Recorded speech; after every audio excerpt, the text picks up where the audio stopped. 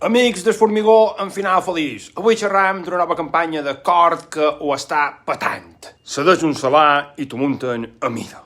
Pareix que l'Ajuntament de Palma ha decidit que el sol públic és com un tàper dins la geladera. Si fa 2 dies que ningú el toca, és que ja no és de ningú. Aquest solar era per fer una escola! No passa res, ara serà per fer pisos de lloguer, cas, amb balcó a l'especulació. 75 anys de sessió, ni la reina d'Anglaterra tenia contractes tan llargs. Saps què t'ho vull dir? Els veïnats han posat escrit en el cel, clar.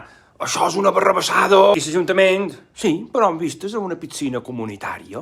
A més, ho han fet tot en zero participació ciutadana, que és més fàcil fer política quan ningú t'emprenya amb preguntes com «Escolta, que aquest solar no era per fer un centre de salut?» No, ara serà un centre de rendiment immobiliari intensiu.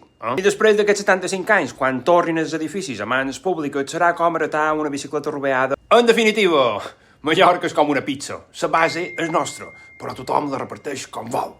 I a nosaltres sempre mos toca l'extrem cremat. Gràcies. I si vols un solar buit, fes-li una foto abans que sigui un Residential Premium Son Domàtiques Eco-Friendly by Totxos i Ciment S.A.